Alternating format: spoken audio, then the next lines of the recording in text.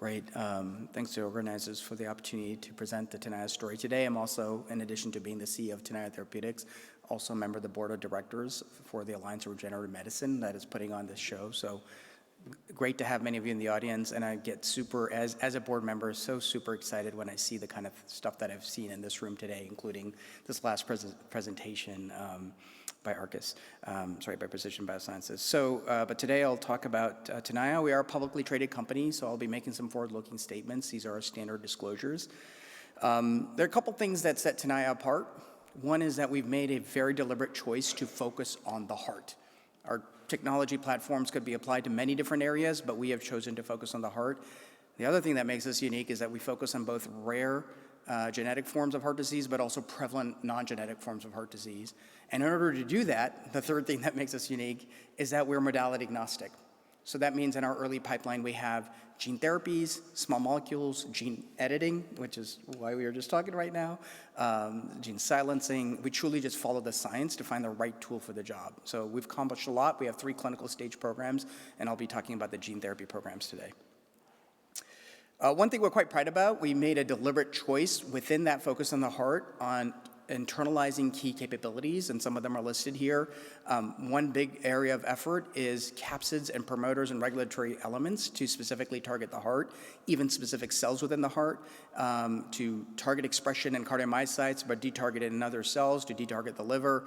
We have our own in vivo and in vitro capabilities. We can do work in engineered heart tissues, for example. We came up with our own catheter for direct delivery to the heart for applications where that makes sense. And of course, we also internalize manufacturing. So we have our own GMP facility that is in the California area. In fact, some of our manufacturing leaders are in the audience. They did incredible work building a facility from scratch and then scaling up to the 1,000-liter scale, and we produced all the GMP material that we needed for our 2 gene therapy programs in-house. And so we're quite proud about the internalized capabilities that we have for heart disease.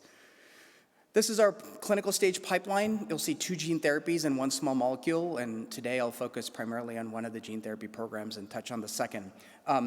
TN-201 is addressing the leading genetic cause of hypertrophic cardiomyopathy.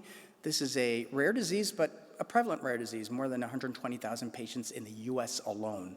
So in a world where we're used to thinking about ultra-orphan indications, this is actually quite a big one.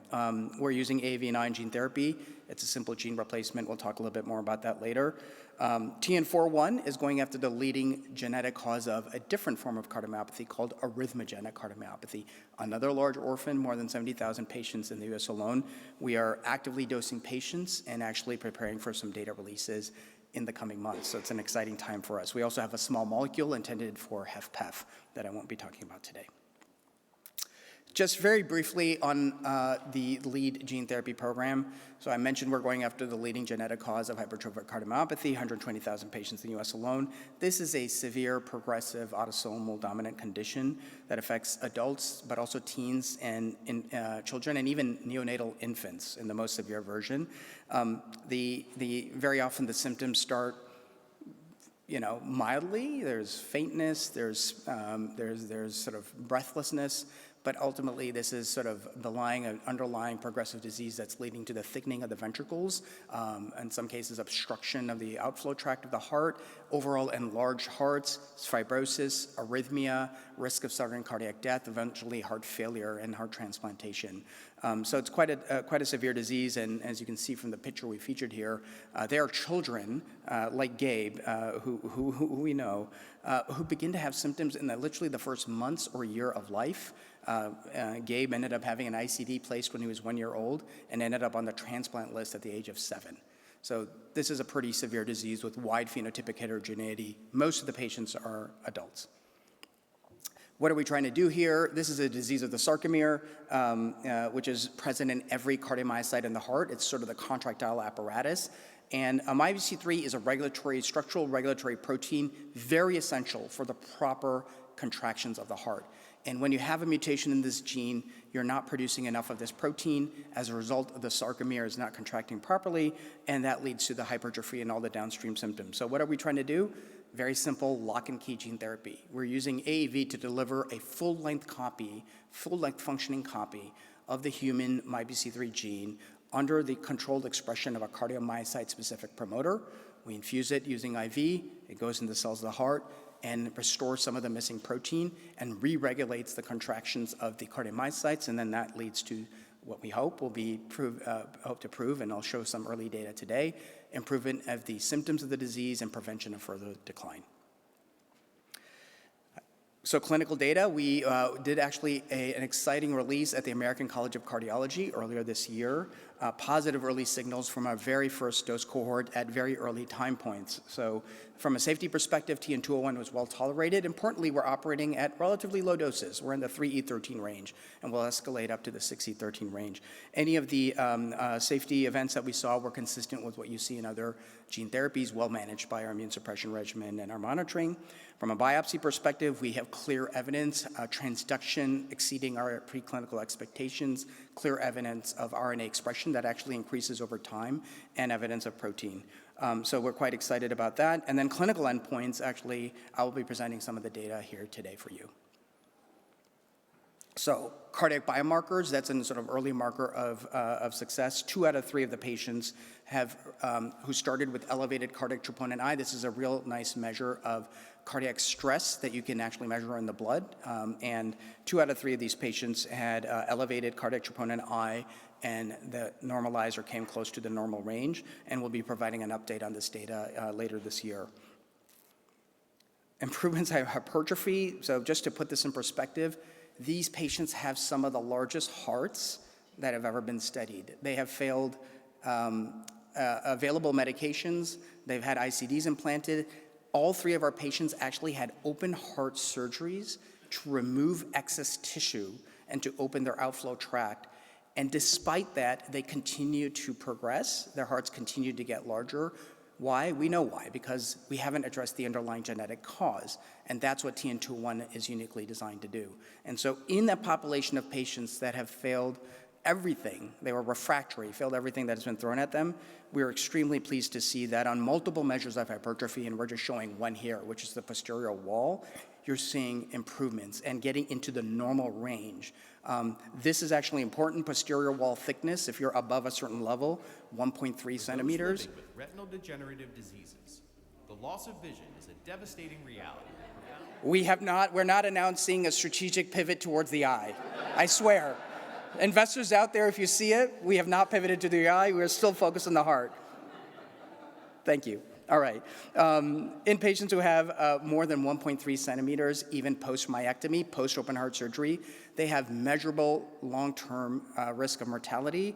And over here, if you look at patient in blue, they started off at 1.26. This is after failing everything that modern medicine could throw at them, and now they're down at 1 and they're approaching in the normal range. So dramatic impact even in our early patients, even at early time points and with the low dose cohort. So we're quite excited.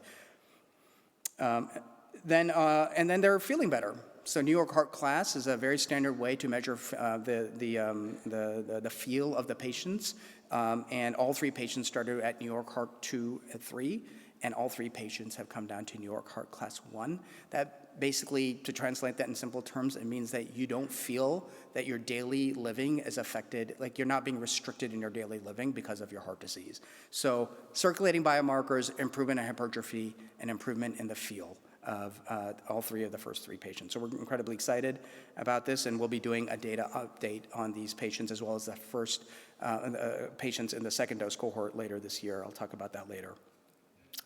Now briefly transitioning to our second program, which is just one step behind. This is now addressing, this is TN-401 that is addressing the leading genetic cause of arrhythmogenic cardiomyopathy. And it's a cardiomyopathy, but a very different one. Over here, the hallmark of the disease is the arrhythmia that these patients experience.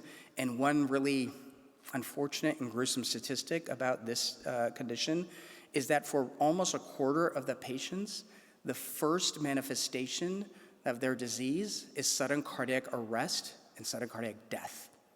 So unfortunately, by the time you find out that you had this genetic condition, it's too late. for about a quarter of the patients. There's nothing out there, no approved treatments today. The only thing that we can do for these patients is give them some antiarrhythmic medications, which doesn't do much for them. It gives them transient benefit, but not long-term durable reduction of their arrhythmia burden. We put ICDs on them to prevent the risk, but can't eliminate the risk of sudden cardiac arrest and death. So it's a terrible disease, and there's more than 70,000 patients in the US alone. And this is probably an underestimate of the true epidemiology, because as I mentioned, for many patients, you don't even know you have it. And the first time you know you have it is when you've died. And the first time I heard the term genetic autopsy was in the context of this disease. Somebody actually being curious to find out why this patient suddenly collapsed on, a kid collapsed in the football field. So over here, very similar to TN-201, it's a lock and key gene therapy. So this is a disease not of the sarcomere, as in the case of 201, but of the desmosome. The desmosome is a structure that holds the cardiomyocytes together. So when our heart contracts, this is what makes sure that they all stay in lockstep and ensures the electrical and mechanical coupling between the cardiomyocytes of the heart. In these patients, as a result of the mutation, they have lower levels of a critical protein called plakophilin, and that's what helps hold and anchor these cells together. Lock and key gene therapy, we're adding a full-length copy of the human PKP2 gene under the control of a cardiomyocyte-specific promoter. And the idea is to use IV AAV to deliver a working copy to the cells, the cardiomyocytes of the heart, to restore some of the missing protein and to improve function.